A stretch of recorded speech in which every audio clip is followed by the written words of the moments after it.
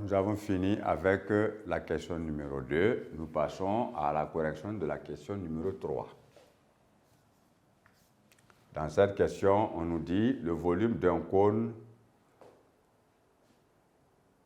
de hauteur 1, de calculer plutôt le volume d'un cône de hauteur 1 mètre et dont la base a un rayon de 2 mètres.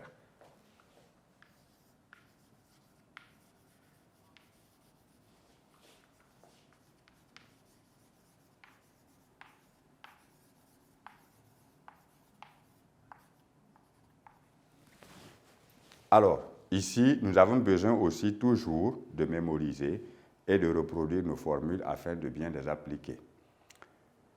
Le cône est un solide qui a pour volume V égale la surface de base, on peut l'écrire comme ça maintenant, 1 tiers multiplié par BH. Voilà. Surface de base multipliée par hauteur divisé par 3, ou encore 1 tiers multiplié par surface de base multiplié par hauteur. Alors, ici, nous allons regarder si nous pouvons appliquer de façon directe notre formule et calculer d'un coup le volume demandé. Alors, nous observons que nous connaissons tout simplement la hauteur qui fait 1 mètre, mais nous ne connaissons pas la surface de base. Alors, il faut déjà la calculer en tenant compte qu'on nous parle d'un rayon de 2 mètres. Ça veut dire que l'exercice nous renvoie au calcul de la surface d'un cercle. Alors, nous allons d'abord calculer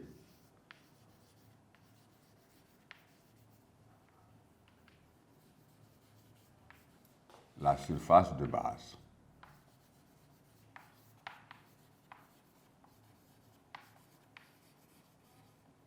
Notez grand B. Or, lorsque nous sommes dans un cercle, puisqu'on nous parle de rayon, la surface du cercle est égale à pi multiplié par rayon multiplié par rayon. Alors, nous obtenons 3,14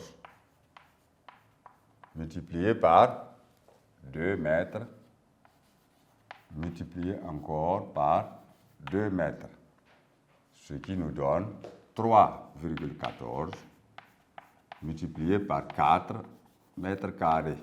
Puisque nous parlons de la surface de base, nous effectuons ce calcul-là pour obtenir le résultat que nous voulons. 4 fois 4, 16, 5, 5, 1.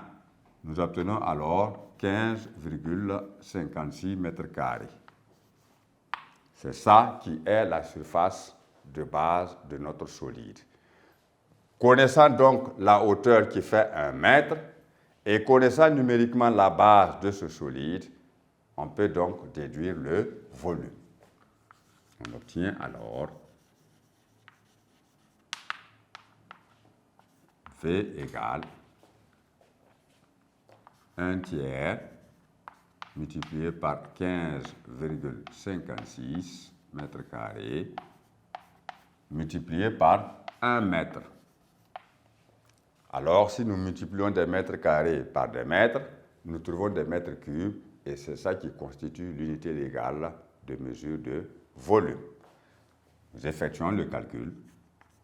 On nous a demandé de donner le résultat au centième près par défaut, c'est-à-dire nous devons avoir un résultat qui est un nombre décimal et qui porte 2 chiffres après la virgule sans pour autant atteindre une valeur maximale.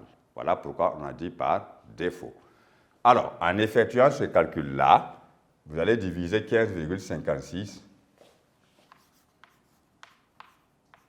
par 3. Puisqu'en multipliant par 1, on ne change rien. Alors, dans 15, il y a 5 fois 3, il reste 0. Dans 5, il y a 1 fois 3. Alors, nous obtenons 26 divisé par 3. On obtient 8. Et 8 fois 3, ça fait 24. 24, hauteur de 26, il reste 2. Alors, comme il reste encore quelque chose, ça veut dire qu'on peut poursuivre la division en multipliant le reste par 10. Mais il faut tenir compte qu'on a dit de donner le résultat au centième près, c'est-à-dire 2 chiffres après la virgule. Alors, on se limite donc à 5,18.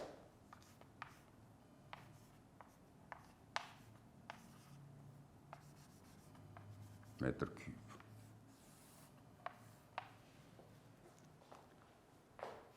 Alors, voici comment s'achève ainsi la correction de nos exercices d'application sur le cône et la pyramide.